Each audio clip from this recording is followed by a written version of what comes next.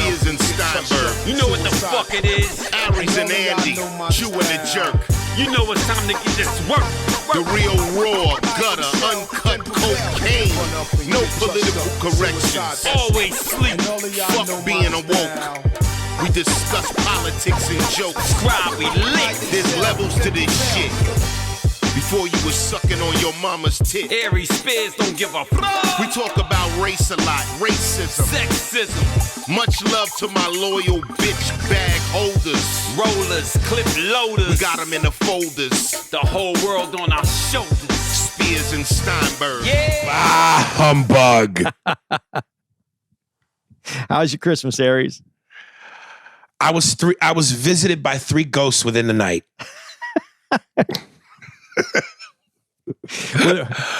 Were any of them Christmas future? I want to believe so. I'm being optimistic, man. We about to hit 2023, and I just want to be full of optimism. All right, cool. I wish I was optimistic. I had a really nice Christmas. I didn't get to be with my boys. I'm going back out to Arizona to see my son for his birthday, which is January. So, I'm still in the time frame, but I didn't get to go back out there for Christmas. And so I was with Tara's parents, and that was cool. But I was watching. I was at home, and here's what I don't like about Christmas anymore. Here's what I don't like about every day anymore: too much information, too easy, just too much, too excessive. And that's without you being on the device. I was the on handheld device. I had the device in my hand. And it was news. So a news thing popped up. Just those little news feeds. I don't know if you get those. I get little things that say like just little news that they find important to send it to my phone. Yeah. I think it was Austria. There was an avalanche, and 10 people were trapped in the avalanche. 10 people were missing during the avalanche on Christmas. And I'm like, in Austria, I'm like, do I need to know that? I'm in fucking New Jersey. It must have been so much easier 50 years ago when, shit happened and you just enjoyed your day. You didn't have to worry about 10 people in Austria in an avalanche. Reminds me of that great that joke Patrice used to do about trying to act like you care. When you watch the news and you see some horrific event, how many people died in Haiti? And you try to act like you care, but you realize you just don't. Yeah, but on Christmas, I kind of cared. I was like, oh man, you're just enjoying Christmas, and then you get hit by this avalanche. But here's the other point of this. So it stuck with me that day a little bit. It stuck with me because I'm having a good time. I'm in a warm house. I'm enjoying, food. And I'm like, I have a pretty good life. This just a warm house and food is pretty good for some people. And then I think about that. So then the next day I'm talking to someone about how I feel about this. And they go, oh, those people survived. They found all 10 of them. So they fucked up. And that ruined it for you. Yeah, well, they fucked up my Christmas. And then they lived. Hilarious. Give me that information and make that as important as 10 people in an avalanche. Make that. So you needed them to die to feel right. No, well, I needed, either they die or someone says, or the news says, hey, the great news, people in Austria's avalanche survived. And then I could have had a nice Christmas. But they don't tell you that part. They just want to make you feel like shit, and then they leave you there. Too much information, too much negative information. I'm happy these people survived. I didn't need to know any of it, though. I didn't need to know any of it. But Merry fucking Christmas. Speaking of Avalanche, here's what I'm not looking forward to. Dun, dun, dun, dun. Fucking Buffalo, dude. Dude, and people died there. They didn't get lost. 52. Dude, is what I read. I was trying to make this a little bit funny about too much information. But when you open that up and the dude leaves to go to the store and then they find him frozen to death in the morning. I mean, that's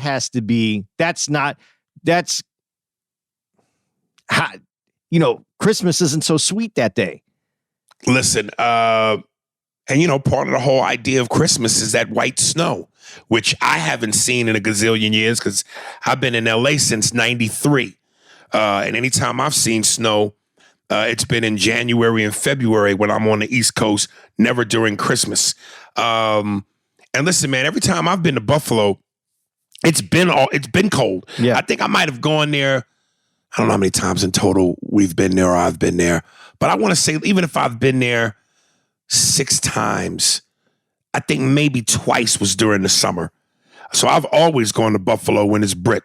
And, I don't enjoy that cold, but I've never been out there when the snow's been what it is. Yeah. And they say this is on record as being and they're saying they're about to get hit in another 2 weeks, which is what we would be there. I know. That's why I said I even sent you that little post because I don't know. I don't know if it's going to hold up. If we're actually even going to go. I actually didn't have I didn't have your T-shirt sent. I had them send them to me so that I could bring them. That makes sense. I was worried about a residential delivery though during the holidays, but I still had them sent to me because I didn't want to have them sent there. And plus, if there is some snowstorms and we still make it there because they have the show, that didn't mean your box of T-shirts were going to make it. So I just had them sent to me. So I have the shit now. But yeah, man, it's crazy how that snowstorm, and that was sad. That was the sadder part of that. When you wake up and you see that video, I don't know if you saw the video. There's a frozen dude in the snow. Damn. He went out to the store and he never made it back home that night. And that has to be the most miserable Christmas Eve and the Christmas. I mean, it's miserable on a regular day, but it was just too much information, man. I want to feel connected to humanity, but do I have to feel every piece of the pain on the way too? Yeah. Yeah, dude. And I also was talking to some people and I'm kind of glad we didn't travel. Because that was the other big story is because of the winter storms, the airports. I talked to a couple people who said they were stuck in Phoenix for 4 days. See, I would have been okay with that, but yeah, but I wouldn't have been stuck in Phoenix. I probably would have got stuck somewhere I didn't want to be stuck. Like L.A. Like I would be okay in L.A. because L.A. Well, it's cold in L.A. too. Not like out here. Yeah, but it ain't, but in comparison too. Dude, it was 23 and sunny the other day. That's what freaks you out. 23 degrees and sunny. In New York or Jersey? In Jersey, yeah. Well, yeah, somebody had posted, it was 38 out here. Yeah. So it's been cold. But yeah, man, it's different out here too, because what I'd like to, in Arizona, you prepared to be cold in the summertime when you went and did something like, they would crank up the AC. So if you went to the movies in the summertime, you'd have to bring you might want to bring a little, like a long sleeve shirt instead of a short sleeve, because you're going to go into the movie theater. They're going to crank up the AC. It's going to be cold in the theater in the summertime. Out here though, you get dressed for winter, and you had to remember this as a kid. I didn't live this as a kid, but you get dressed for winter. So you put on a T-shirt, a shirt, a sweater, your coat, your long johns, but you're dying a heat stroke while you're getting to where you're going. And then you get there and you got to peel all this off and you're all sweaty and gross. Like winter is not, it's just not as easy as you think. And then you have a coat, you have gloves, you have a scarf, you have all this shit that you have to carry around with you once you get to where you're going. Yeah. Winter is only cozy if you stay inside. That's it. Once you go outside, and then we talk about some other shit. But winter is if you can do it the right way, inside, fireplace, heat, some brandy, a little vodka. You got your broad running around. You can smell food in the kitchen. It can be sexy. Nice, yeah, but that's not the average happening for everyone. Yeah. So anyway, so Christmas was all right, but yeah, we did go through some stuff. We're all going through stuff. I don't know that we all need this much information though all the time. I'm glad that people survived. I feel bad for everybody in Buffalo that went through some horrific things that are going on. But man, Buffalo, I'm nervous about going up there. I'm my fingers are crossed that, whatever the worst is either already passed or is going to come this week while we're in Baltimore, so that hopefully timing wise, the following week in Buffalo, the worst is already done. Yeah, because I'm flying out to Buffalo because the taking a train up there was a lot of hours. It was too much, but Right. so if there's a bad snowstorm, it's gonna be like last year. But last year wasn't a snowstorm; it was just COVID that made all the flights late. Anyway, I hope everybody else out there, for my ramblings though, you had a good Christmas. I hope everything worked out the way that you needed it to, or had a wonderful time. Kids, family. I hope it all worked out for you, man. Because I really did enjoy being around Tara's family. It was nice. It was a nice weekend. Talked to my kids. Nice. Well, there we go. I read somebody had I can't remember if it was an email or Instagram, but somebody said something to the extent of, Aries knows a lot of white movies. How come you guys don't ever talk about black shit? Well, guess what? Here you go. Again, for those of you who have been listening, and if you ever want to write into the podcast, ariesspears45@hotmail.com. That's for all the newer listeners. Get a chance to vent some shit off your chest. We'll read it on the Thursday email episodes. But for those of you who have been listening, we've been trying to talk a little bit about the Blaxploitation era and some of the movies in that era. And we had been saying we had wanted to review some of the Sidney Poitier, Bill Cosby flicks. And for the longest time, I thought there was only two, Uptown Saturday Night and Let's Do It Again. But then I remember they did do three, the other one being A Piece of the Action. So thank God Andy and I had spoke, because I thought we were going to talk about, and this is how old and fucked up I'm getting. I had already told him in a text, let's talk about Uptown Saturday Night.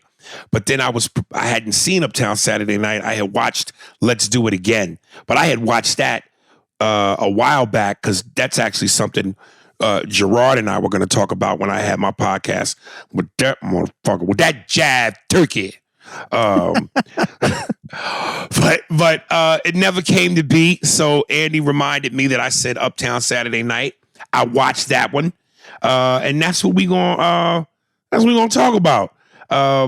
Funny, when the movie is starting and they're doing the credits, and they go Bill Cosby, Sidney Poitier, Richard Pryor, Flip Wilson, and then that's again, it hit me, and I'm just like, obviously Bill and Sidney are the main dudes carrying the movie, but they had a great one scene with the greatest comedian of all time, Richard Pryor, and Flip Wilson, definitely a respectable comedian, had a little piece of that too.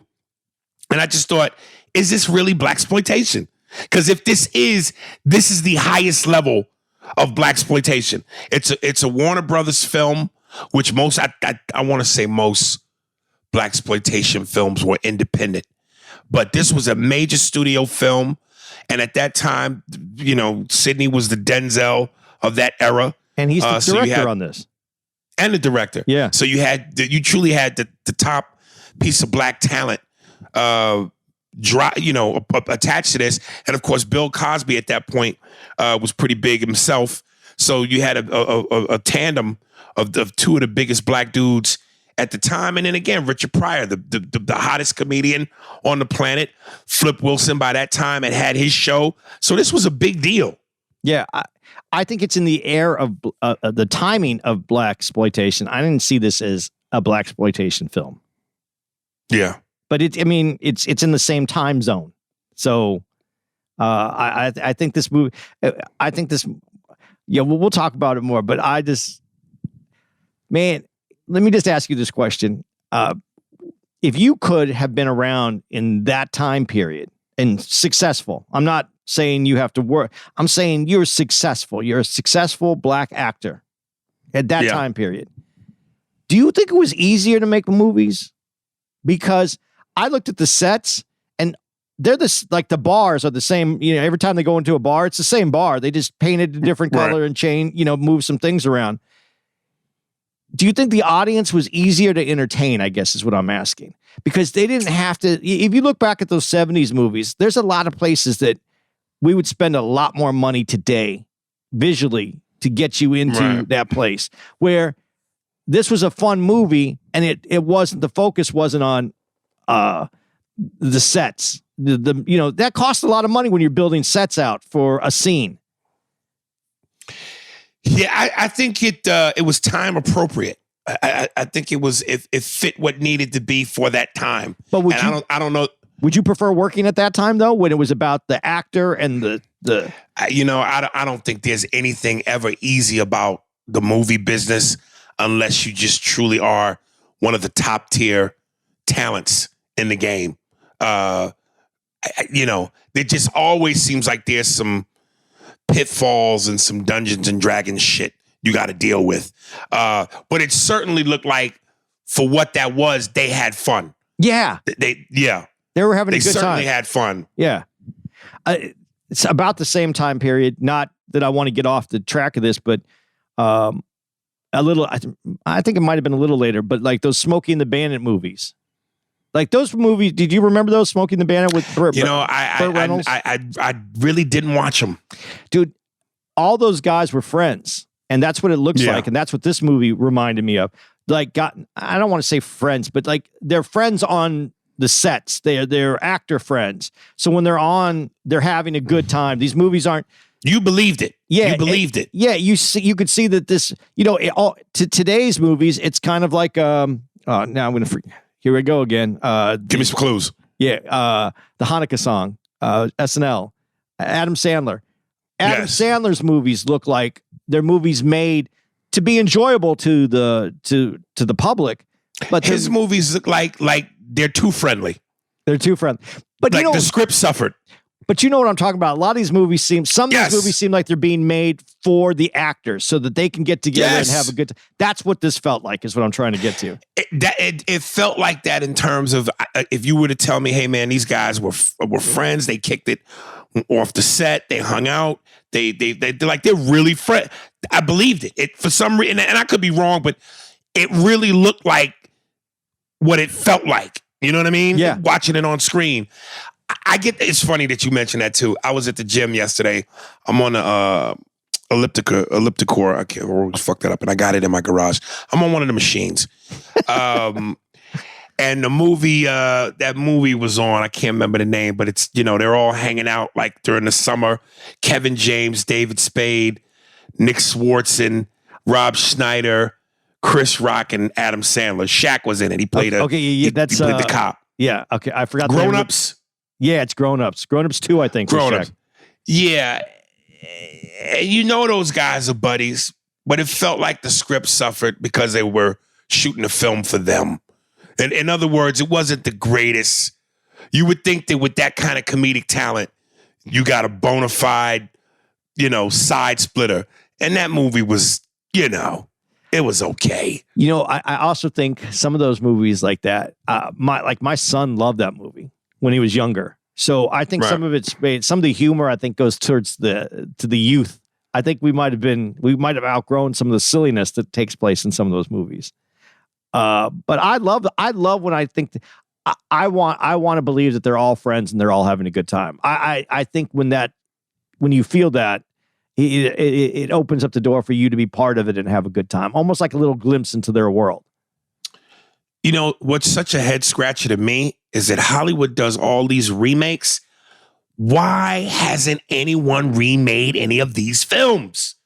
And when you think about the strong black comedic talent that's out there, you talk about, and Sidney Poitier was the straight man to Bill Cosby's funny man. But as we've always said, the straight guy can be just as funny if done right. And certainly Sidney was funny in all of these movies. But I'm sitting there thinking, you got guys like Kevin and Dave, Chris Tucker and Cat Williams, a Mike Epson or Aries Spears or a Mike Epson or Godfrey. Why hasn't someone specifically made these movies? A remake on Let's Do It Again, Piece of the Action, Uptown Saturday Night. That's insane to me that no one has done this, especially any of these black directors. This is screaming to be remade. You know what I would like to see be remade? No one's going to agree with me on this, but I would like to see Jordan Peele's take on Blacula. He does these scary movies. Yeah, he's like the Alfred Hitchcock of scary movies Right. for black folks. So I just think that would be interesting if you're talking about remakes. That's one of those ones that's always carried with me as a kid because that movie was scary to me as a little kid, even though it wasn't the scariest Dracula movie. But I would rather him take on the challenge, especially, you know, with the background of Mad TV and Key and Peele. So we know that, you know, he started out with comedy. Yeah, I'd like to see his take on a remake of any one of those movies. Like, step away from the horror thing for a second. We know that's what you do. We know you can do that. Comedically, what's it like, you know, if you pair a Kevin and a Dave or a Chris and Kat or a Epps and Godfrey with the right kind of director, what does that remake look like? Now, you're right. You're right. That's a really good take because now you have someone that has a comedy background, knows how to do sketch, and then kind of, because a lot of these movies that are fun, like you're talking about, they're like little vignettes of sketch that are put into a movie so that the comedian can show his talents in these moments. So right. yeah, it would be good. It would be. I think it would be good. It's a good question. Maybe that's your next pitch. My next pitch without me. Hey, producer, no one ever, I don't understand how being a producer has been overlooked so much to the outside world. That when your name comes up as producer or executive producer, it should just have dollar signs next to each side. Right. Because even if it goes to video, straight to video, you're still making money. Yeah. I mean, you still have the title of being able to produce. Yeah. Dude, I got to ask, what's your favorite Sidney movie of all time? I got two. Well, the one that made the impression on me when I was younger is Look Who's Coming to Dinner. Right. So obviously that was one. But I got to tell you, I really enjoyed Uptown Saturday Night. I know that I seen it as a kid with my dad because my dad was into all that. Like my dad was the whitest, like he was that Detroit white dude. He liked All Shit Black though. He liked. But when you said you saw it as a kid, you mean literally a kid? Yeah. So when you saw it again just now, because you know how sometimes you see things from that you've seen before, and all you don't remember it at first, but when you get a little glimpse of certain scenes, it all starts coming back to you.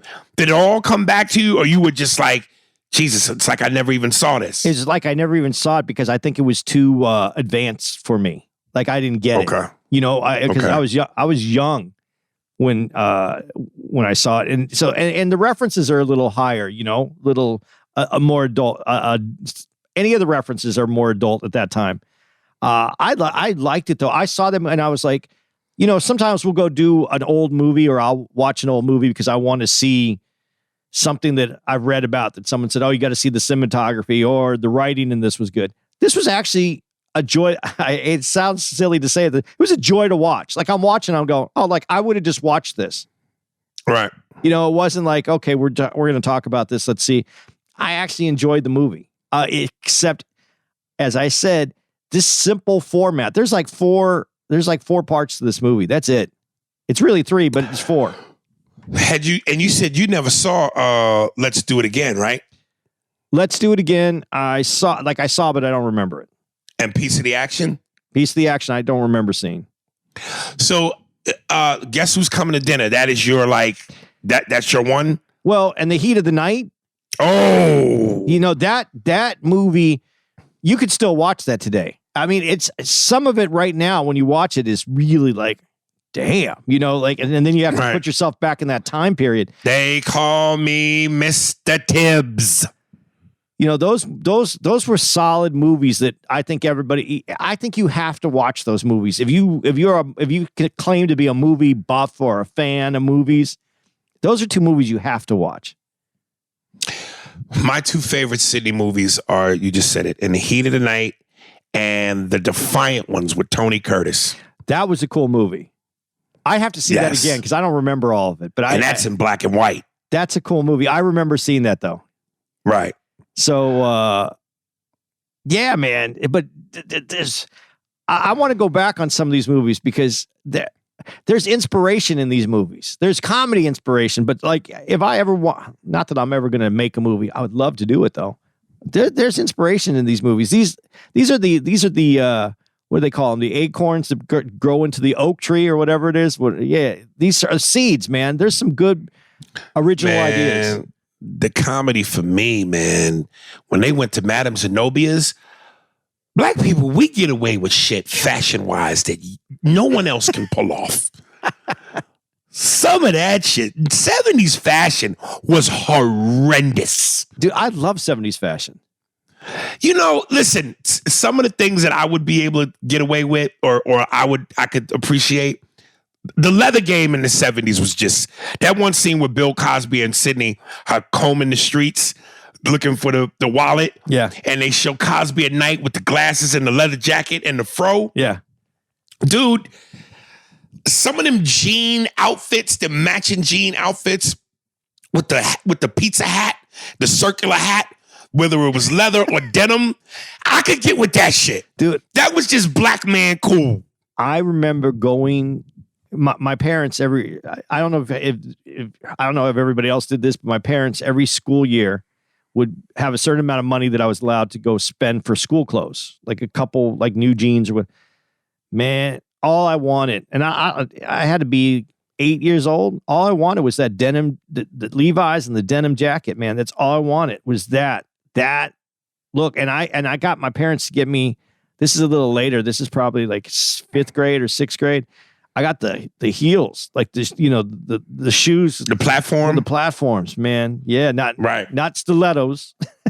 Platform. That'd be different. You know, but there's a lot of young dudes that might not even know that, like, dudes used to wear, you know, you were growing 3-4 inches in some of these shoes. These platforms, man. Man, I wanted that look. That was the coolest you could be. And honestly, in my head, there's never been a cooler time period.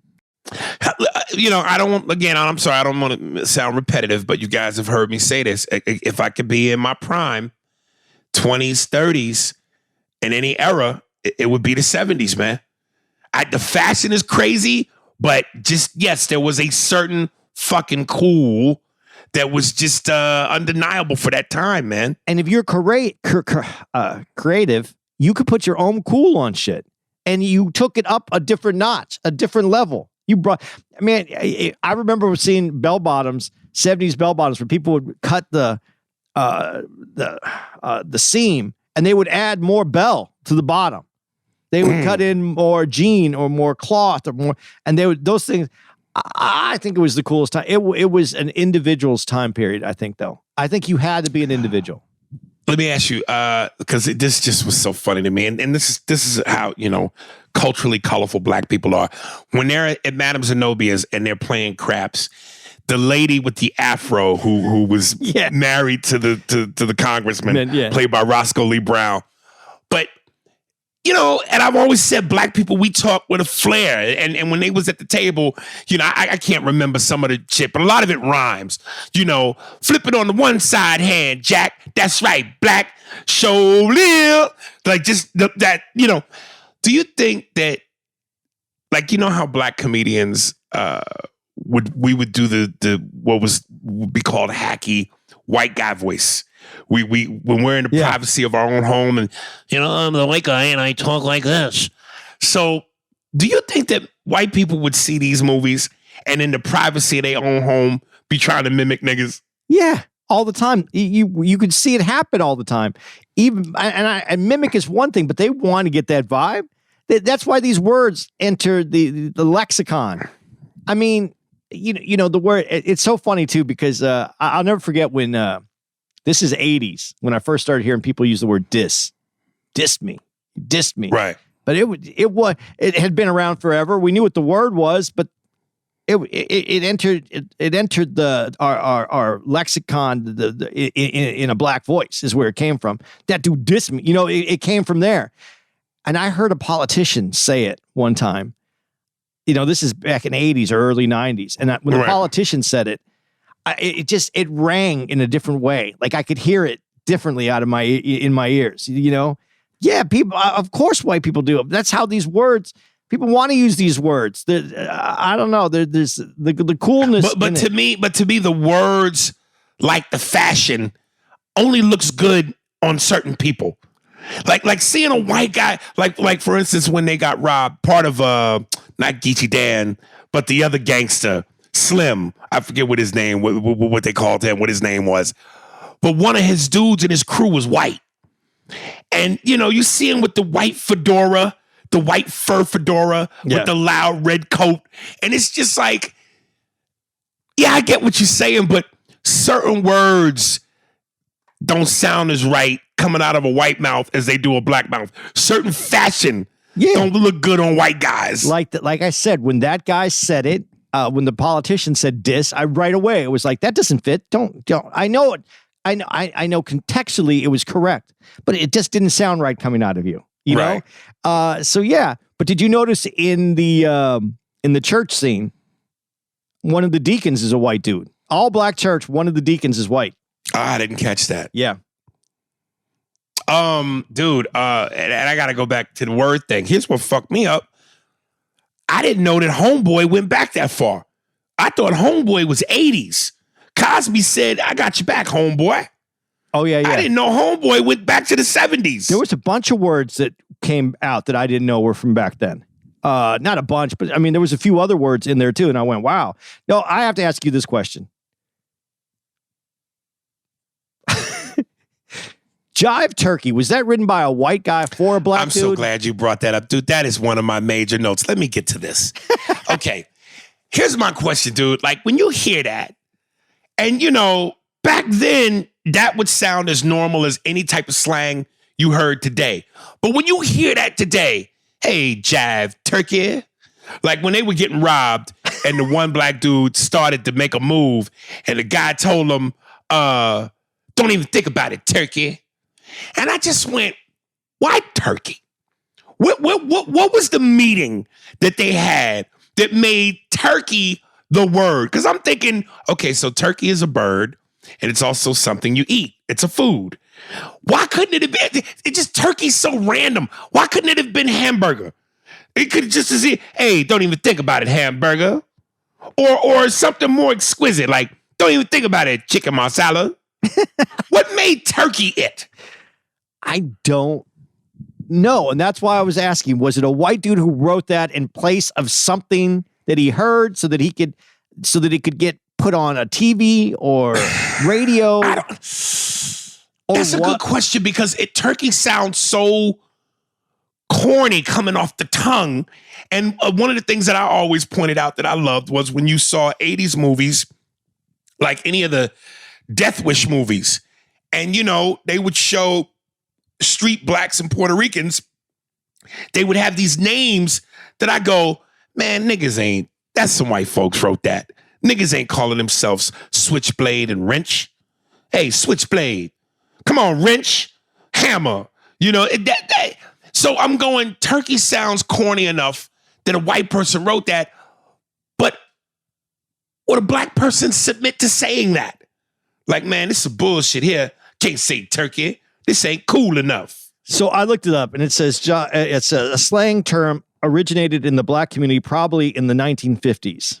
It is a combination of the word jive, which is obviously a dance style in the 40s, along with turkey, which goes way back into the midst of the time described a simpleton. Simpleton? Yeah. A jive turkey. Okay. Let me see this one. Okay. A person. Sounds like somebody put a lot of thought into that. It just says inept person, a person of little appeal. I don't know. Okay. I don't, because I also never understood where cold turkey came from. I tried to look that up. Right. So because I think the word turkey being used, so maybe it's just part of the, our word use in the, early 1930s, 40s, 50s, and that's where turkey comes from. I don't know. I could see a black person of that era saying cold turkey, but backwards, used contextually different. Hey man, what's up with that dude right there? Man, that turkey cold, man. Yeah, you know what I mean? Yeah. What I found out cold turkey, I think is supposed to be the when you quit, you get goosebumps. And so it would look like turkey skin. So that's what cold. That's the closest I can come to the definition. Get that cold, one. Cold turkey. Yeah, I still don't get Jive Turkey. No, Jive Turkey I've not figured out my whole life, and I was trying. But I remember in the 70s, you'd hear people say Jive Turkey. Yes. Man, look at this Jive Turkey, man. And again, when I hear turkey, I think of the bird, and I'm just wondering why that, you know? Man, look at this jive mashed potato. Like, Is there a word though? Okay, so Jive Turkey could be a black dude or a white dude though. Yeah, but I don't think white dudes really said it. No, I'm not talking about said it, but in the context, if a black dude said it, called someone a Jive Turkey, it could be a black dude or a white dude. Yes. Has there ever been a word? The closest one I can think of is cracker, but it really represents a white person. Is there? I think cracker is the only one, man. But it doesn't have that It doesn't have that legacy like that. Like it doesn't. Of course not, because there's no legacy of death and murder on cracker. Yeah, cracker doesn't come with any blood. There has to be something. Yeah, I just can't think of a word that ever represented. Yeah, I just can't think of it. I know we started to have this conversation a little bit before, but in this, I'm looking for that connection where my boy Ivan, my best friend Ivan, one of my best friends. He would call white people Germans, pink toes. I call them the mayo people, the mayonnaise people. Whatever it is, we gonna call white folks. It's gonna be funny because it's just there's no history behind it. That's ugly and it's bloody and deadly. You know, nigga comes with a legacy. Whatever you call white people is just gonna be cute and funny because there's no deadly legacy. Okay. Dude, that fucking scene, and this is Richard Pryor, Sharp Eye Washington. I'm going, why hasn't Bill, like, again, head scratcher. Like, I'm sitting there going, why haven't these movies be remade? Why hasn't Bill Cosby and Pryor ever done a movie like Cosby and Sidney? Two juggernauts, comedically. And what I love with Cosby is you could really see his humor in that scene where he's at the bar and he has a confrontation with Big Percy and Little Caesar. Yeah. And I'm just going, Richard was so goddamn, he had the one scene, but it popped. He stood out. I love when Sidney Poitier goes, hey, why us, man? And Richard goes, why not you, brother? Yeah. You know, to me, seeing Richard do street shit, gutter shit like that, I liked him in that one scene more than I have in any movie he's ever made, including the Gene Wilder movies. Okay, let me ask you this question, though. When you're watching it, if you could flip the Flip Wilson character and the Richard Pryor character, switch them, how do you think it would have been if Flip Wilson played the detective and Richard Pryor played? No. I think Richard would have killed either role. I think he would have killed either role. Flip, I don't think he could have done the detective role like Richard. And even with Flip Wilson, it felt like to me in the beginning when they showed him, it made sense. But there's the second time they show him, while Geechee Dan, and I wish I could remember the other gangster's name, but they're in church. I went, is this scene going on too long and totally unnecessary? His rant went on for a minute, and I was like, this is pointless. That's why it felt like they just gave him a moment to go, we got Flip Wilson, here he is. Well, he was the bigger star at the time. Really? Yeah. Oh, because he had you talking about over Richard? Yeah. He had a show on TV then. Well, that just goes to show you having a show on TV don't make you the scene stealer. No, but, you know, he had a specific, Flip Wilson had I don't know how I wanted. They had different levels between Richard and Flip. Flip Wilson was a different dude, but he's an underrated character in that time period, especially as a black man in this entertainment industry. You're talking about someone, and I didn't even know it's all about him until I got into comedy. Dude died wealthy, and he died in Malibu. Like he did well. He lived a legacy. he left a legacy, and I think it's underappreciated. So I don't want to knock his scene. I just think that long scene, if that was Richard Pryor, that you would have been more captivated if that was Pryor in that long scene. Right. That was my feeling of it. But like what you said, that one note, why not you, brother? That who else delivers it that well? Who else? Right. So yeah, man. And I saw a poster recently, and it was funny to me because after I was looking through movie posters, and there's a movie poster for Uptown Saturday Night, and it said starring Richard Pryor. Like it was a re-release for later, like when movies were released on video. So that was probably from that release, but then it was starring Richard Pryor when he had the smallest role of all those people in the movie. But he stood out, man. Did very much so. That nervous, kinetic energy, Yeah. I mean, I sleep with one eye open, baby. I haven't had sex in months. That whole... Man, he stole that shit. Yeah. Yeah, no, it was great. My last note on this. Speaking back to that church scene when Flip Wilson was on his rant, and you hear the one black lady yell out, "All right now, come on with it." And I went, that's where niggas get that from. Church. When we're performing and you hear the black nigga-isms, that's right. Come on with it. I know that. Church. We have church to blame for black folks in the audience that do that shit that we hate. Well, but see, church is supposed to be, this is the fun part for me. And I can speak to this way. I didn't grow up around black church. I didn't go to a black church until later in life. And let me even take this to a deeper note. Later in life, when I was around 11 or 12, is when I went to a Southern church, like from in the South, a deep Baptist church. And it was mixed. It was white and black. And I'm going to go from that place. Church is interactive. I went to church where, it was a Catholic church, my mom's church, my dad, my stepfather, and they would go in and they would, you would hear the and you were respectful and you sat down, you kneeled, you got up, sat down, kneeled, you did that over and over. You did that for an hour, and then you got the fuck out. That's what you did. And that was it. And you had breakfast. The Southern Baptist, that interactive church, that was an amazing moment to see where, you want that response. That response is needed. That's applause to have someone yell something back to you.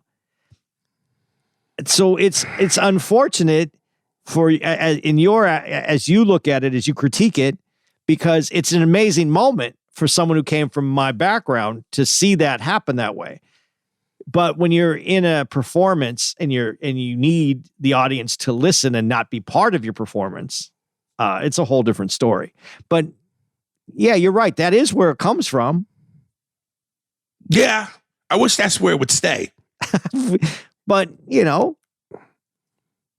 yeah, but it's hard because that's why sometimes when you try to quiet someone down in the audience looks at you like, oh, that was kind of mean. And then you have to do the funny to get them to understand why you're not trying to be mean, but you're trying to, shut the fuck up so you can do what you do.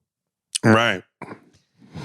Yeah, that's all I got on that, man. Did you go to church? Did you go to church in New York as a kid when you were growing up? No, I never really went to church. No. That wasn't your thing. It wasn't your family's thing. Just my parents weren't big on that experience. I'm not mad at them for it. They believe in God. My mother believes in God, but we just never. It wasn't just Sunday. Get your clothes on. Nah. Dude, once my Sunday's best would have been what we had on for Thursday. That might have been the other thing too. We couldn't afford Sunday's best. Sunday's best, dude. Once. I don't know what happened to my dad, but once football became the most important thing on Sunday, right? Church was over. We stopped going to church. So I was okay with it. I'm okay with it. My mom still goes to church. It was funny this year because that's what going to Tara's parents. That's all they talk about. For a little while. Did you go to church? What church did you go to? That's what they talk about. So it was, and I did not go to church.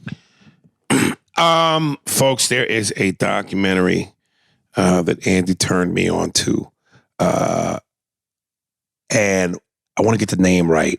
How to Eat Watermelon in Front of White people. White people. And feel comfortable and enjoy it.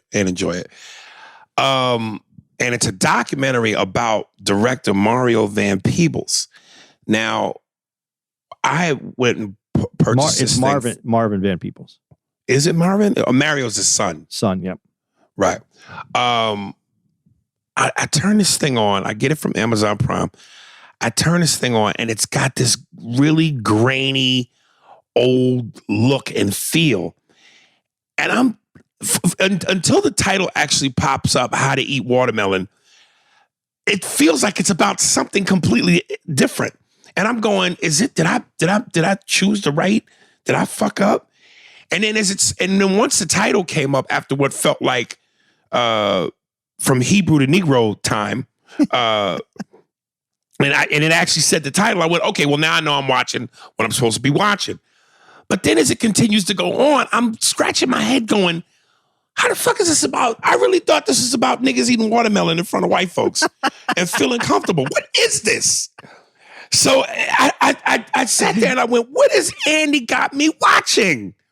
But when this thing is over, I'm so glad he made me watch it or he told me to watch it. Man, I have a whole new respect for Melvin Van Peebles, who to be honest with you, the most I knew about him was, of course, Sweetback's Badass Song, which I saw when I was a kid, which I hated because, like you said about Uptown, it was too advanced for me. Right. As a kid, I couldn't even begin to comprehend what that was about, and it just looked awful, cheap, awful. Ugh. And other than that, I know he directed, but to me, really, what I knew was Sweetback's Badass Song, and he was the father of Mario Van Peebles.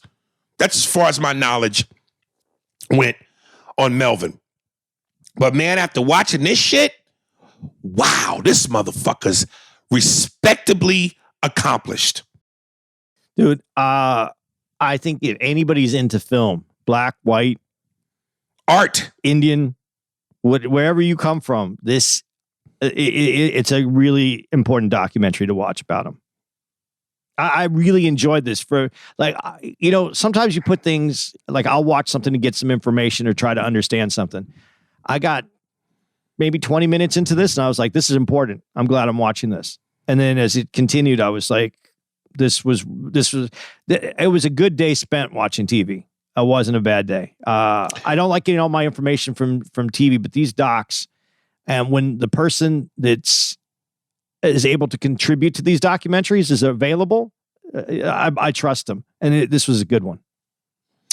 I got to say, one of the things that you absolutely have to applaud him for is his mental fortitude. Like, this dude was so solid in believing and knowing whatever I need to learn to adapt and to find my way, even if it means I'm starting from scratch, I'm starting with nothing, which for most people could be terrifying because you are totally naked and you are totally uncomfortable. And the fact that he moved, and this is so fucked up and unfortunate, but this had become a lot of black entertainers' reality, especially in the time that he came up in, where it was like Hollywood didn't give him no love. America itself ain't giving him no love, obviously, because he's a black man in a turbulent time that he came up in. So the fact that you have to resort to going, I'm going to move to Paris. I'm going to move to a foreign country where I don't have a dollar to my name. I don't speak the language. I'm truly a fish out of water. And I'm going to adapt to the point where I speak fluid French. I develop a personality and a career and a following and a life in a place where technically this ain't really even supposed to be my home. The home that was supposed to be my home rejected me as a citizen, as a native. And to go somewhere completely foreign and say, fuck it. That's commendable as a motherfucker. That's scary to me. Yeah. See, I look at it a little different. And again, it's my white perspective. I'm willing to admit that it's my whiteness in this. I didn't see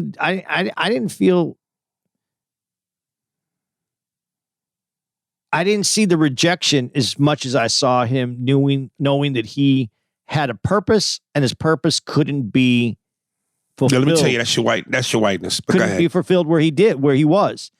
And he used as a human, you have an option to go and do where it works for you. And he did it and it worked for him and it ended up working for him. I don't want to say it ended up working for him. There's a lot, you know what? But you understand, Andy, he had to go where it works for him in order to get work for him. You're right. Well, you wouldn't have to have that as a possible option. No, I agree with that. But here's the side of it is, God, it's just this is more of a theory, the thought that I have. There's a lot of white people that live here that aren't ever going to get what they need out of this country either, to be honest. But it's comfortable because they feel the comfort of being white in this country because it's easy. And the advantages that come with it. But that doesn't necessarily mean you're going to get the goals. What I really respected about him, and you said this, he didn't know what he would. He admitted, I didn't know this, but I trusted this guy, the cinematographer. And we talked until eventually where I went behind the camera. And that was within a few days, the way he made it sound. Right. If you know innately in your heart who you are, what you want to accomplish, what you want to do, you go to where that can be accomplished. I think a lot of people who aren't as confident in their being and their art, they'll stay where it's comfortable as a person because you live as a person. But an artist truly lives in their art. And when you want your art to stand above everything, you'll go to where you can accomplish that. There's, I was going to say there's a lot of independent filmmakers that we don't really talk about. White, black, it doesn't make a difference because they never have gotten that big, they're not household names because none of their movies ever became big, but they have great movies. It depends where you want to live in your art form. Do you want to make great art or do you want to be famous? Do you want to be rich? He talks about this in this as well. I forget how they coined it, but God, it's within the same vein as when I say my manager says you want to be rich or you want to be right. Later on, towards the end of the doc, one of the guys coined it in the same neighborhood, but he said it a little bit different in terms of you could have everything you want, but then something else suffers and vice versa. Yeah, and I don't remember what it is either. It was a good quote. Watch the doc. You guys will know the quote. But yeah, it was, I really related to that part because listen, I'm not minimizing. I'm not trying to minimize or say that it's my whiteness, but the black experience, the pressure that any time in life that you have pressures on you can force you to do things differently. And those differences is what can make you or break you as a person. Another person that I'm going to bring up, it's a white dude though, but obviously I'm going to forget his name. Richard Branson. I remembered it. The dude from Virgin. Yeah. He's got that documentary on HBO right now. Yeah. Now, the reason it was called Virgin is because he didn't really know what he was doing when he did it. He just got involved in the business. And there's certain people find they have something innately in them and they go, I can do this for no reason whatsoever. Well, Richard Branson has a great quote where he basically says, if you're given an opportunity, even if you don't know what you're doing, take it and then figure it out along the way. But I really, and then throw an artist perspective in there. and you want this opportunity. You make this. I love when he said there was that there's a law in France. And when he saw that law in France, that's when he knew that what he needed to do. He put that plan in operation to get that law in France to work for him. But if you never had to go to France, then you wouldn't even know about that law. So go ahead. No, I was. It's just so, like, it's disheartening to think to yourself. You go, I'm from this country. This is supposed to be my country too. But because I'm black, and the system is set up not for me, and the Hollywood system is racist, is political, I could either keep trying to bang my head up against the wall, trying to do it the American way and end up starving or out on the street, or I can pick up and go to a foreign country where racism is not as prevalent and figure it out there from scratch with nothing. You don't want to be on your soapbox, and I don't want to, you don't want people to give you the violin strings, but that's fucked up that okay. That has to be an option. Take that option though. Okay. And you keep, and I'm not disagreeing with you in what you said, but you said racist and the system, and it is. What's the dude who, with the Kip, the car? What was that guy? What's that guy's name? Kip? The Kip, the car, the talking car in the 80s, the car that could talk. Right, from Knight Rider. Yeah, Knight Rider. Yeah, but Hasselhoff. They're huge in Germany. Huge. Music career. Everything. He's bigger there than he's ever will be here in this country. But he's a white guy, so now I can't use racism on that. How do you define that then? Is there ever a situation where, and I'm not minimizing, but I'm asking you this, where whatever your talent, what you have to bring to whatever it is in your art form, in your game, does it plug in better in a different place?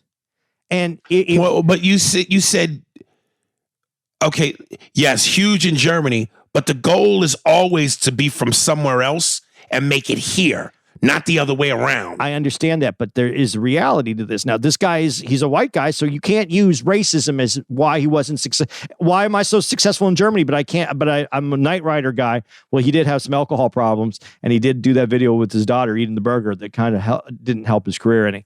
But I'm just saying, huge in another place. Maybe some of the things as an artist you do better in other places that you plug into in a better way. I'm not trying to say that the racism here doesn't exist. I'm trying to say, though, as an artist, maybe your art form plugs in different in another community. Yeah, I gotta backpedal on that though a little bit. David Hasselhoff is German. He's from Germany. No, so if he's a bigger star in Germany, that to me is like, okay, that he's makes not German sense. though. He's American. He's not? No, he's American. He's an American artist. Really? Yeah. I thought he was German. No. Holy shit. Okay, you sure? I'm looking it up right now just to make sure, but I don't think so. I thought I could have swore he was German. Nah. Hasselhoff. Yeah, big deal. Washington. Is he German? David Hasselhoff.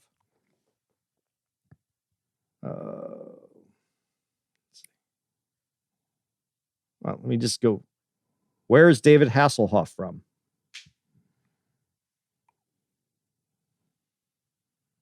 Baltimore, Maryland, place of birth.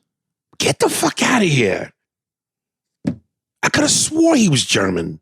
Is Washington an African name? Could be. Well, most black people, most Washingtons are black, right? So I know a Mobutu Washington. I'm just saying last names in America don't mean anything. All right. Well, then that might throw my call. I was going to say, and then I was going to bring up Jackie Chan. Huge. And where's he from? Hong Kong? I think Hong Kong. Asia? China? Somewhere in China. Hong Kong. Well, huge. But, and I'm not trying to diminish where you're from. I would think, again, my point is you would like to get love from where you're from. Your homeland. And as huge as he is in America, he's even bigger where he's from. Hong Kong. It is Hong Kong. Hong Kong. So, again, if I'm born in America, an American citizen, I want home cooking. I'm not denying what you said, but if your art is the most important thing to you and your art is received in a place differently, then do you go and you follow your art, or do you want to be? I think you go where you. I think. Listen, you always want to. I think if you're a true artist, and I don't know anybody that, if you wants to get into this game to be a half-ass artist. If you really are a true artist and you love it and you're passionate and it runs in your veins, you know, of course you do what you can for your art, but you also have to eat. So when you go where you can be fed. You know, yes, the it's all beautiful and nice and noble to say the thing about being an artiste and protecting your art and dying for your art, but you also got to eat. Yeah. So if you got to go to the place that feeds you, then there it is. So maybe as shitty as what I'm about to say, you may have been born wherever you're born, but if another place wants to feed you, doesn't that become your home? Hey, man, I'm not minimizing it. I'm saying it because I'm really thinking this out. Because when I went to France, when I was in Paris, and I wasn't there for very long, so I'm not saying that I would live there and not live here. I'm saying I felt it felt different, and I felt it, and I was comfortable in it. Not saying that the rest of France is that way. Not saying that I want to live there. I'm just saying if all of a sudden I became this most popular comedian, and it was France that accepted me as that comedian, I could go eat there every day. I'd be happy there. I'm not saying you should have to go somewhere else to have success. But sometimes when we work at a job our whole life and then we move to a different company, we may have ultimate success. So sometimes you got to move, man. I'm happy that he was able to find France and France was able to build what he was able to build and then be able to come back here and make the movies that he made that had the impact that he had. So we all benefited from it. I thought it was really interesting when the French guy said, we're not like Americans. We're not really driven. We're satisfied with mediocrity. And you've been to France, and I think part of the stereotype about French people is, you know, the snooty, baguette, bicycle riding, you know, pinky in the air while they're drinking on a sidewalk cafe. And I just thought that was interesting because they said they were so they were so impressed by how driven he was. And his determination. And for them as a culture, they don't care. We're the French. We satisfy the mediocrity.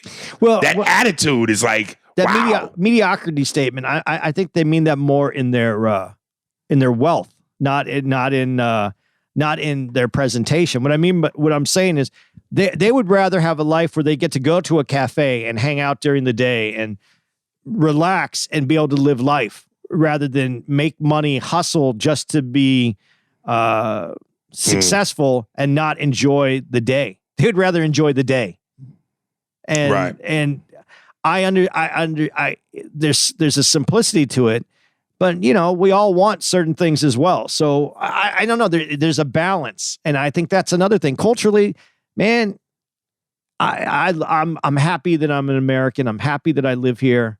I think there's a lot of advantages that America has over other countries. But sometimes this hustle, this way that we work, and we work more hours than anywhere else.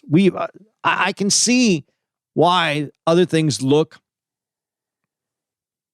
you know, appetizing to others to not have to live this kind of way and live in a different kind of environment. And it's cultural, it's political, it's completely different. But all that being said, he found his thing and he was able to bring that back here. And I love that he was a sculptor and that he was an artist, but he couldn't show enough people he couldn't move people with his artwork that was stationary. He needed it to move. And I love that when they talk about that.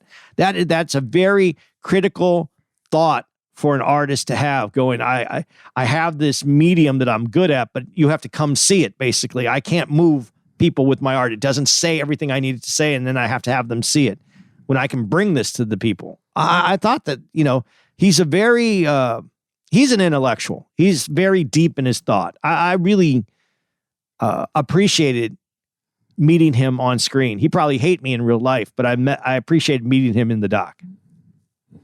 Now here's where the waters get deep. When he said the thing about in regards to black cinema, that it was expected of a black man in America to yell and scream, to have him show his pain, which to me, of course, you're talking about slave movies, movies of strife, movies of struggle, movies where black people are getting their asses kicked physically and getting beaten and murdered. And I just thought to myself, if that is Hollywood for a long time, if that has been Hollywood's expectation of black people, to see us in pain and scream and remind us of who we were as victims, that to me comes off as very villainous.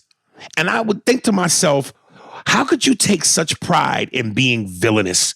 Is that some sort of sick way of showing how powerful you are, that you could subjugate people to horror and pain?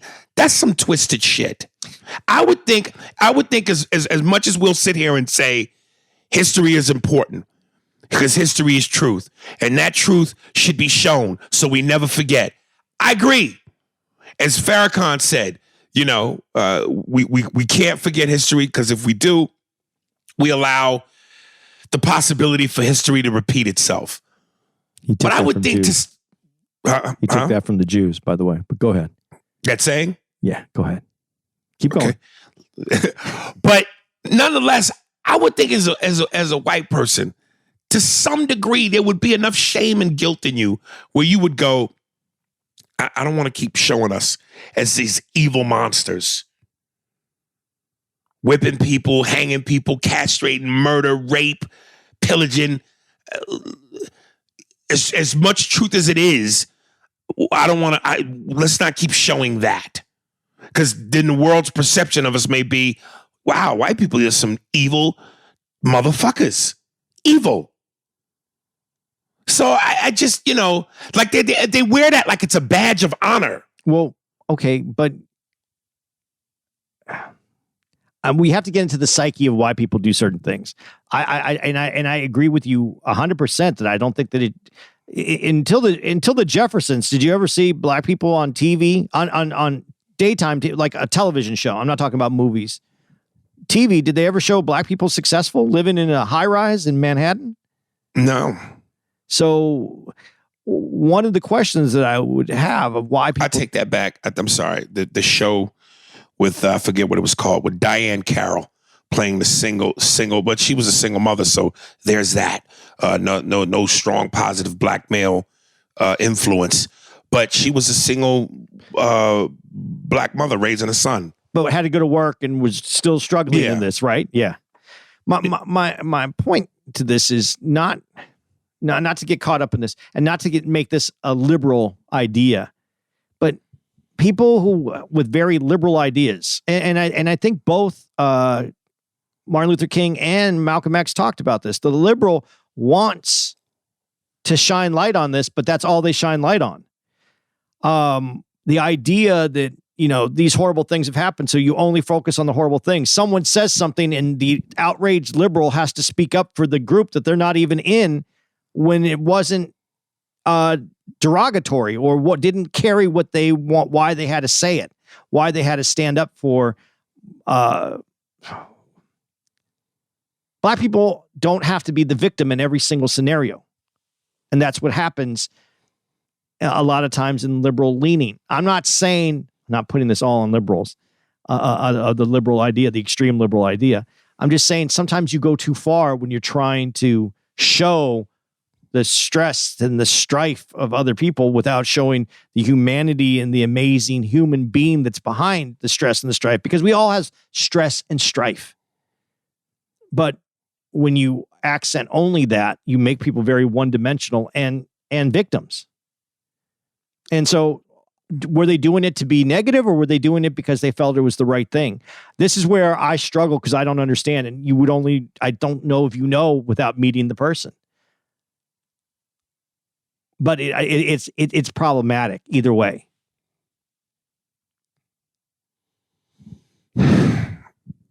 Yeah, Yeah. I just, that it's, and I guess that's what was so, to me, wonderful about Melvin is while he did tackle some of the harder issues, especially with Sweet Sweetback's Badass Song, and he was sticking it to the man, and they were saying that was a moment for black people and black men to say, yeah, because, he fought fire with fire. And it went on to be one of the most successful films ever and usher in the Blaxploitation era, which I didn't know. But again, nonetheless, to always expect or want black people and black men to be seen as weak victims, the abused, the murdered, in pain and torture. I don't know. To somehow take some sort of pride in that. Like I wish there was somebody who I could ask and get into the mind of someone who could give me an honest answer as to why they would do that. Why would they want to perpetuate that? It's a great question because I don't know the answer to it because it goes back to always. Like you're proud of that? No, I don't think that the idea was to be proud of it, but it was to be, there's this struggle that we need to talk about. I don't know. But when you say need to talk about it, if we really are having an honest conversation and there's a means to an end to really solve some problems, then I'm all for that. But to me, it felt more like he alluded to, this is a reminder. This is a power trip. Right. We want to remind you that we're superior and have power over you and you're weak and look at what we can do to you and how you can. You know what I mean? That's because a different, that's become one-dimensional, and that's the only way that you could see a black person. Without this is where like in the 70s, and I think this is where it comes from, where black is beautiful. Remember black is beautiful. Black. Yeah. It was say it loud. I'm black and I'm proud. It was almost like denying the fact that black could be beautiful. You had to fight it to say, no, there's beauty in blackness. This isn't a disability. It's almost how it felt, before, even in the 60s, even in the 70s, there was time where it was blackness isn't a disability. This is who I am. I'm a black man. I'm a black woman. This is how I live. I have the same struggles, the same strife, plus whatever additional, but that's not what I'm focusing on. I want to be successful. Everybody had dreams of being successful, but we didn't focus on the dreams. We focused on the nightmares. And I don't know why. Because I guess it's because we never really dealt with what the struggle, what we as white in this country did to black people in this country. And since we never really went through the process of going, okay, this is where we fucked up. This is what we're doing to fix it. This is how it's going to be. We're moving on. We never did that. So there's no move on. Right. We keep going back to the same place. And so how do you speak in one direction or the other when really, and this is where I go back to always being, it's about my humanity as a person. I know when I go to sleep at night, I know that a black father that's in my same position has the same dreams for his two sons. I know that we have a dream of success. I know that we want them to be healthy. I know we don't want them to get sick. We don't want people to hurt. We have the same wants and desires. But why we can't communicate that it goes like this. Why do we have different movies for black people and white people? Why are movies thought of as, and he just said, don't you ever talk about any black movies? We have talked about black movies in on here before, but because there is a separation. And how do we merge those two? And I guess that's the answer right there to the questions we have. It's not only that we didn't ever do anything about it. We never admitted and came to some kind of conclusion. So until that happens, you can't merge. We can't merge together. So that's why there's differences all the time that can't be brought out in a different way because we never were able to merge into the same lane. We're still on different lanes. Yeah. After watching this, man, and he had said something to the extent of, with the success of Sweetback's Badass Song, the big boys have to win when you win. That was the most amazing thing that he said to me in this movie that really got to the fucking the underneath the nuts kind of thing. That's the only way I could describe it. What's under there? You don't see it, but you know there's stuff under there. That quote made me realize the more I learn about this game, I want my piece of the pie to be less and less. At one point, I wanted the whole fucking pie. Now I just want a piece of a slice and get the fuck out. Because like some of the shit that he had to endure, it's just like even after proving yourself over and over, even after the doors are all shut in your face and all the obstacles and like it's like Indiana Jones. It's like he's going through a maze of arrows and spike pits and rolling balls and concrete. It's just like even after getting through the maze of death, that you still are fucked with. And I just went, man, you either got to be ridiculously, fortunately lucky in this game, or if you have the strength to survive all that bullshit, man, lower your expectations or something. Well, but there's another way to look at this. And this is the other way that you could look at it. I don't know if you want to look at it this way. But yeah, I do see there's been such a wall up to black success in the entertainment in entertainment, right? Would you agree with that? Yeah. Okay. So from the black side, you want to have success, and you don't want to give any of it to the people that kept you from getting it. That would be correct too. Yes, especially when the people who could help you succeed don't give you anything either. But his point is, and that it's such an amazing idea, the way that he presented it, and he didn't say it as good or bad. It was just factual. It's better. How do you say it's better to? You need them to win. When you win, you need them to win, because that's what makes this work. And then you even said, I'd rather have a smaller piece of the pie than the whole pie. I don't know how many slices are in your pie. Let's say there's 12 pieces, 6 on each side. It's a big pie. That means you need 12 movies to get your whole pie. You need to be able to At first, I was thinking my slice was just one big circle. Yeah. If you could give out 11 slices every time, you have a whole pie. I think there is something to that. And and we can make it a racial component, which there's no way not to. But if you take that out of it and look at it as, if I feed these people, like if I feed my cows and I want milk, I have to feed my cows to get milk. If I don't feed them and I kill my cows so that I can have beef, then I have no more milk. What do you want? You have to decide how you want to approach this, what you need to get from it. I think that's part of this industry. You got to make sure everyone else, like it's the mafia, man. It's like the boss has to get a taste. Everybody along the way had to get a taste, or they shut you down. And so, the mafia, the idea of a Costa Nostra is the idea of that was built on, the bottom, and everybody gets fed all the way to the top. And I guess that's really business, isn't it? Yeah, I mean, but he said what I loved is when he goes, he really got a chance to cash in on the success of Sweet Sweetback's Badass Song, because nobody else wanted to go in on it with him. Right. He owned the rights to the music. He owned everything. Yeah. But not because he wanted it that way, because nobody else would go in on it with him. So he had to be the fucking the rogue gun, and it just worked out to his benefit. It worked out. I like how he always, couple things though on this too. I like how he came up, but he didn't go up. Like he came up and he was like, I know what I need to live, how I survive. And it was different. He doesn't spend his money that same way. He lived life differently.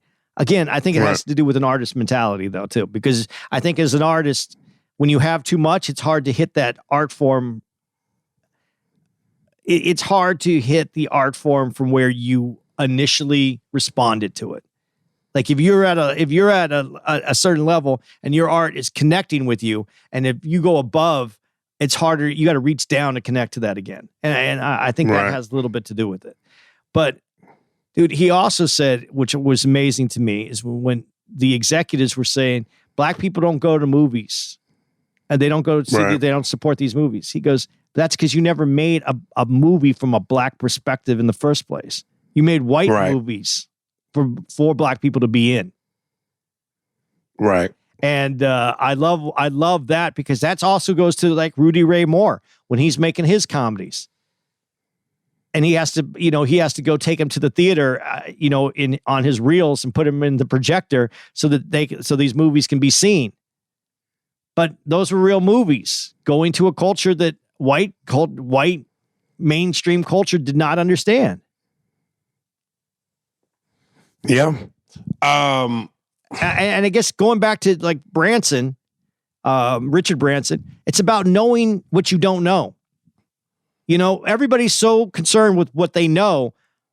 It's knowing what you do, figuring out what you don't know is the important part.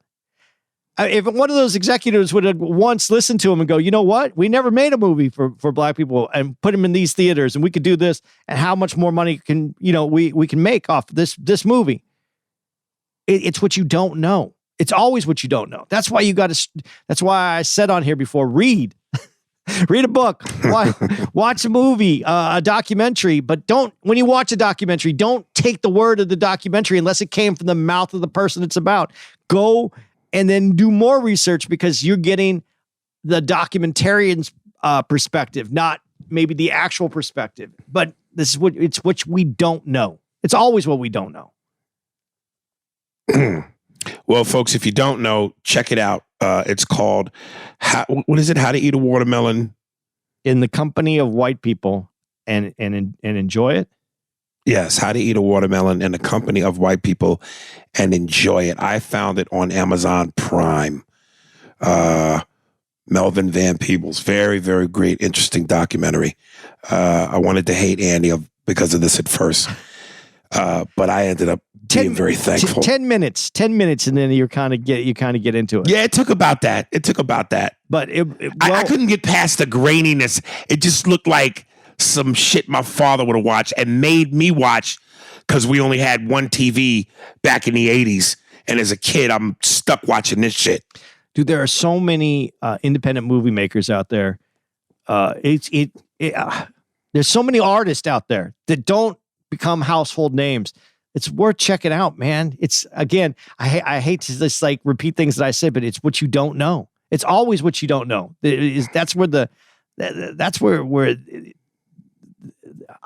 what's the word that I want to use for this? But that's where the meat is. That's where the good stuff is. That's where the fillets are at, man. That's where you get into the juiciness of it. What you know, everybody knows, because we all know the same basic bullshit. It's when you go underneath and get some more. There you go. That's it, man. That's an episode. Hey, man, I hope everybody had a good Christmas. I'm going to give out some dates. We're going to be, right off the top, we're going to be at Magooby's this New Year's weekend. That's out in Baltimore area. It's called Timmins or something like that. I don't know the actual city. But come and check us out there. We're out there the 29th to the 31st. There's still tickets left. This cold isn't helping us, but there is some tickets left. I saw the ticket count. We got some tickets, so come on out, enjoy yourself. We're fun people. We're a good hang for New Year's. Then we're going to be in Helium, Buffalo, January 5th through the 8th, provided that that there's not another snowstorm, because I'm not getting on a plane and going out there into a blizzard. Then the 12th through the 15th of January, we're going to be at Helium in St. Louis. Man, we're on the fucking winter tour right now, man. The cold. Oh, dude, let me tell you really quick. Remember that show I had to do on the 22nd, Bahia? Yeah. Okay. Ask me how many people showed up. Aries. How many people showed up to that fucking awesome show? 2. For the music and the comedy, the whole thing? First of all, the music guy was the promoter / music / DJ guy, rapper. He was going to open up by rapping and then have me come out. Now, 4 people showed up, but I'm only counting 2 because the 2 that showed up that I don't want to count are my baby mother and her daughter, which, you know, I don't want to count somebody I know. That's support. And they forced themselves onto me going, we're coming. We want to support you. Because I was so embarrassed by this fucking turnout. First of all, so y'all know, this ain't my fault. The promoter did like horrible promotion. And this is Christmas weekend. So, you know, you already got that battle in you. So I was so embarrassed when I found out the count. I was just like, yo, don't come. Just don't come. But they forced it. And I'm glad they did because they made the experience easier. The 2 dudes, first of all, if it wasn't for my baby mother and her daughter, there would have been no women except the female bartender who was there cutting up limes. There was no white people except the white manager who owned or who ran the establishment. The 2 dudes that showed up was 2 Nigerian niggas who happened to be fans of mine from YouTube. And I said to myself, why not just cancel this fucking show? But the guy that owned the establishment didn't want to cancel it because he paid me a decent 5 figures. And he was like, if you forfeit, then I get the money and you don't get shit. And so he was like, for whatever reason, fuck that. I'm going to have him perform, even if it's in front of 2 people. So I'm saying to myself the whole time, dude, you cannot do material. If you do material, you are a hack. It would be the dumbest fucking thing you could do. Set your timer on your phone, and for 45 straight minutes, and that's all I gave them motherfuckers, 45. I mean, when that shit hit 44 minutes and 59 seconds, nigga, I was on my way out. But so I sat there and I just riffed for 45 minutes. And it ended up because of my baby mother and her daughter not being as horrendous of an experience as it could have been. At one point, I said to the promoter who also sat in the audience, nigga, where did you promote this? At a cemetery? Did you just put flyers on top of the tombstones and be like, look, we're doing a show. If you niggas can get up and make it, you're going to love it. You're going to die laughing, I promise. But you're already dead. So it was the worst show of my life. Dude, it's really hard to do an event like that. 3 days before Christmas? Everybody has Christmas parties, Christmas obligations, getting their Christmas shit done. No one has that's a rough one. And then to not promote it well. And then on top of that, on the drive in, I thought it was on Sunset. I thought it was the glamorous side of Sunset. You know, the Hollywood Hills, where all the action is. When they told me make a left when you get off the freeway and go all the way down to Echo Park, the end of Sunset, I went, oh no, this is where drugs are sold and niggas get killed. And I jokingly went, dude, as I drove up to the venue, I saw my name in gas station lights and I knew I had arrived. Like, dude, if you could have had footage of me at this place and you would have started with my name on the whatever that neon sign was, and which I think they spelled my name out with black masking tape because it looked like one of the letters was halfway off. And then cut to me in the club with the 2 people. You would have wrote in the caption, when falling off, if I've fallen off was a person. Did the Nigerian guy stand up after you were done? Did you get a standing O is what I'm asking. They loved it. But it was weird because there was also the language barrier. Okay. I said, I am performing in front of Hakeem and Semi, nigga. This is ridiculous. Dude, well, you got paid? I got paid nicely.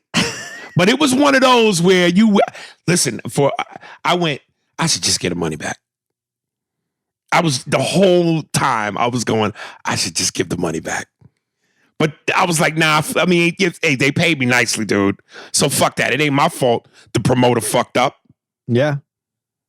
But damn, I thought about giving the money back because I was like, this is going to be too painful. You know, yeah. Well, You stick around long enough, man, you see everything. Well, if you guys missed that show, it's unfortunate. You could have got all brand new, 100% new material. Don't worry, one of them Nigerian niggas is selling it at a barbershop near you. We'll have the footage of Aries and us. That would be a hell of a thing to release, though, called the standing room only. And just release the 45 minutes of just, that would be. Oh, God. All right. Go ahead. No, go ahead. I'm done. I'm done. Back to Helium St. Louis, the 12th through the 15th of January. Like I said, the Cold Tour.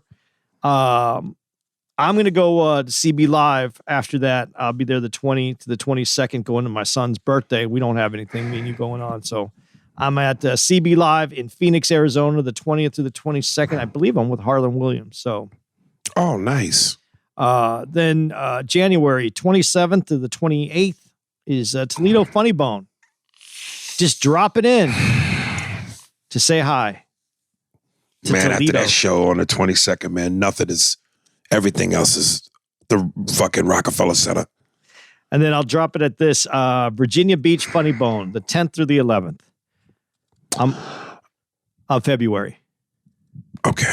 I'm going to take the Chinatown bus. Are you really? 6-hour ride, man. You're elbow to elbow. Is it really a Chinatown bus? It's a Chinatown bus, man.